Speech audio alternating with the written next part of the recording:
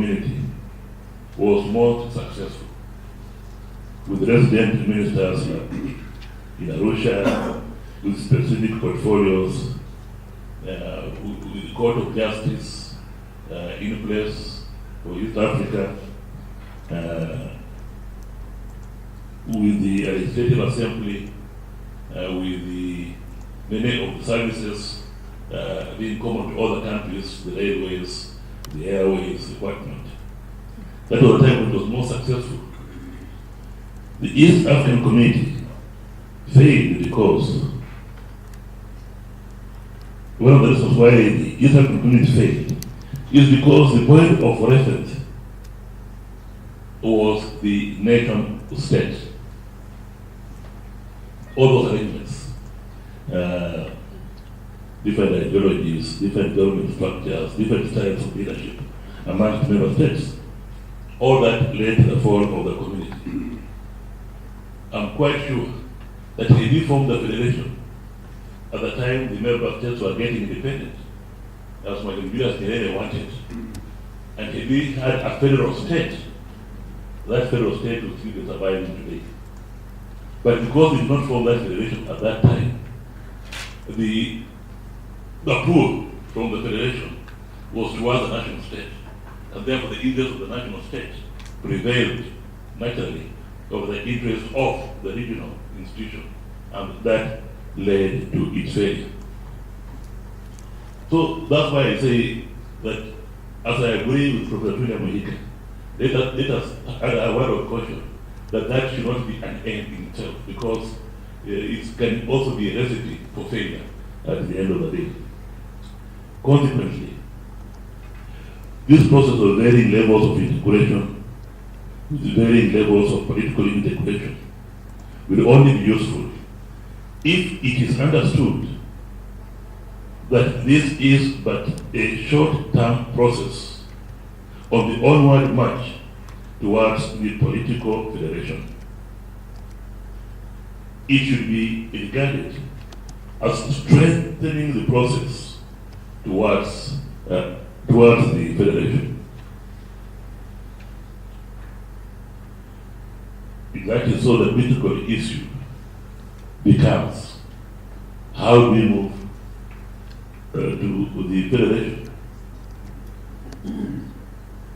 Because as we talk about economic integration, you reach a level in that economic integration which requires the political arm to be strengthened to a level where you are a federation, to be able to make some critical decisions in the economic field. Regional integration is a political issue. At least the East African Treaty, it gives a lot of responsibility to the summit as the driving force, as it were, towards the establishment of the political integration federation. And here, of course, we are talking in terms of Article 123, Article 6 of the treaty. Both Professor Tulia Muhika and the report of the team of experts on addressing fears, concerns, and challenges of the East African Federation have therefore properly called for the summit to send a clear signal of strong political will and commitment to political federation. The team of experts have also rightly called for the mobilization and encouragement of citizens at the grassroots and other stakeholders to embrace the political federation. This is particularly important in that, in the light of the provisions of Article 7, Article 1, Paragraph A of the treaty, which has as an operational principle for the achievement of the objectives, which include the achievement of political federation, that should be a people-centered and a market-driven cooperation.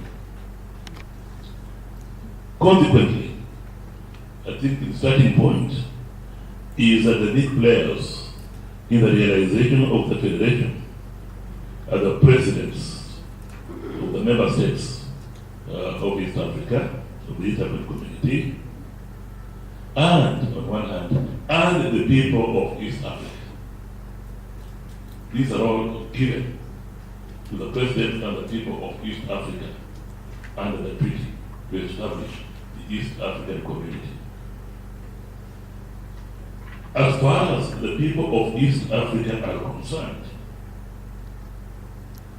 the fast-tracking committee found that the people of East Africa are united in their quest for the federation. And for them, the people of East Africa, the only issue is how and when.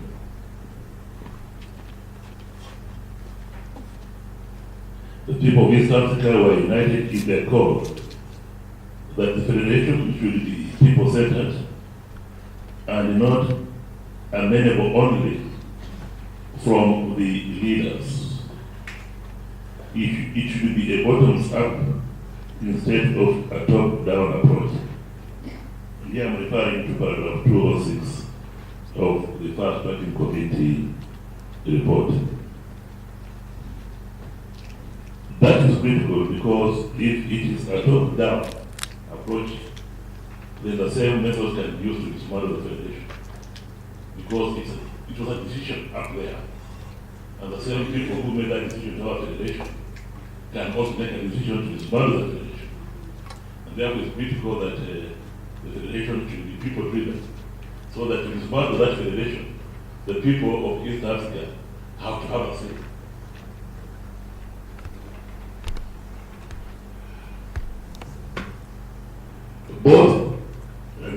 Both the team of experts into causes and fears and so on, and Professor Mahika have not, however, come out explicitly that the fear of loss of sovereignty is not the fear of the people of East Africa. The people of East Africa don't have that fear. But it is a fear of the political elite.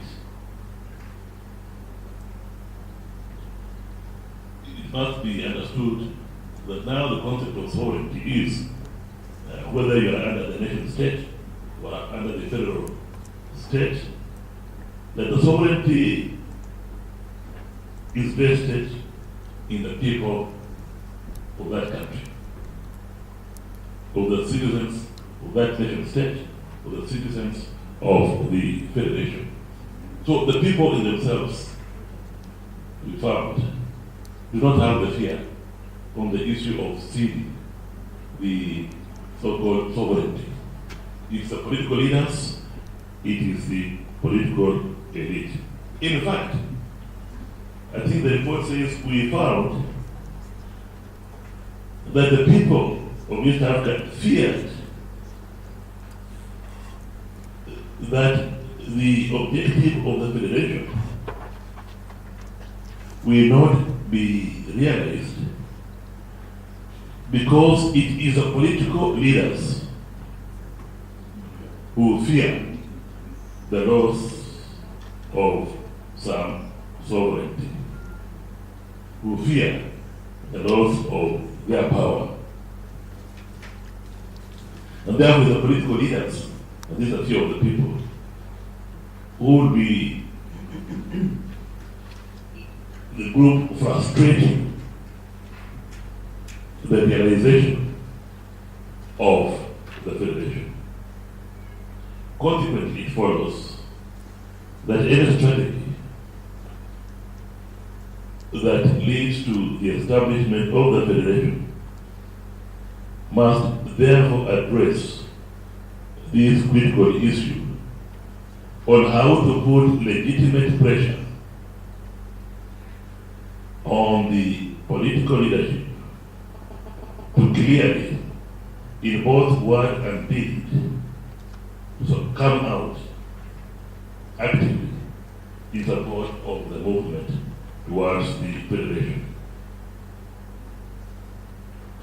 We must, in addition to holding of dialogues, such as what we are holding now, to me, come up with an action-oriented program and activities aimed not only galvanizing active and visible support of the people of East Africa for the Federation, but also ensuring that the political leadership is not an obstacle, but a facilitator for the Federation.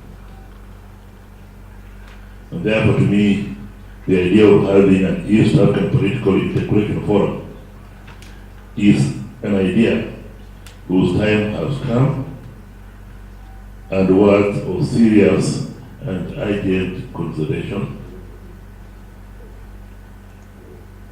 It has to take a more activist role and not just the use of the social media.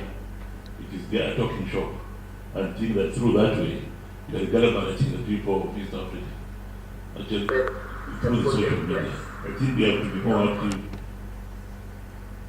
in directly getting in touch with the people of East Africa, and not just ahead, not just a political elite, but also the people of East Africa, as a move towards the Federation.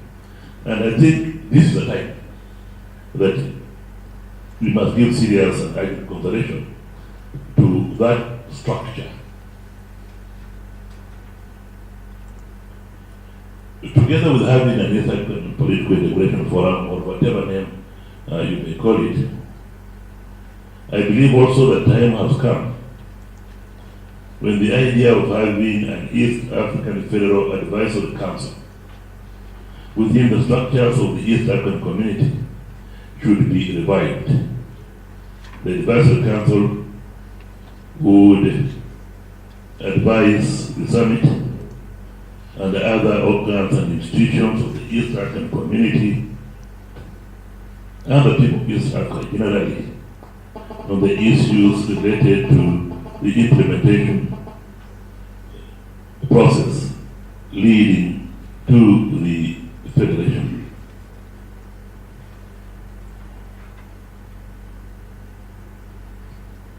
Whereas Professor Tulia Mahika,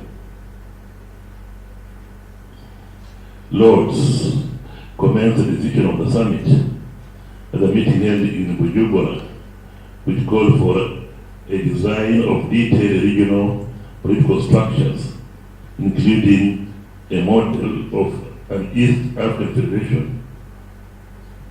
And whereas I am proud, and I want here to take, at this time, to take this opportunity to laud, commend, and praise the efforts of the Secretariat of the East African Community, led by the outgoing Deputy Secretary General of the East African Community for Political Affairs. In this regard, and expressing the hope that her replacement will carry on these function, the duties, with vigor and gusto. And I'm saying that advisedly, with vigor and gusto. Because someone may come in and you might slow the process. We want the successor to increase the pace of the activities initiated by under the leadership of Beatrice Grasso. But as I know that, I would also wish to add a word of caution that we should be careful in ensuring that any steps forward beyond the principles of the East African Federation which may be endorsed. Beyond that, we must, beyond that, to the actual drafting of the Constitution for the Federation. That process beyond that must involve the people of East Africa. the process of constitutional making is as important as the constitution itself, as the drafting of the constitution itself. That the process can help in educating, sensitizing, and forging the unity of the people of East Africa, so that the resultant constitution can truly be said that it's owned by the people of East Africa. Yeah. And here, Professor Mahika, I was a member of that committee on fast tracking, and I think he's aware, and he knows, and all of you who have read the report are aware, that there are some very detailed provisions on how that process of drafting of the constitution should be done. So, with those few remarks, I wish once again to state that I do agree with what Professor Philip Maker has said in his paper. The words of caution is just caution ourselves, so that we do not lose sight of the fact that of where we are heading, that vision, that ultimately we must have the federation of East Africa. And I thank you all.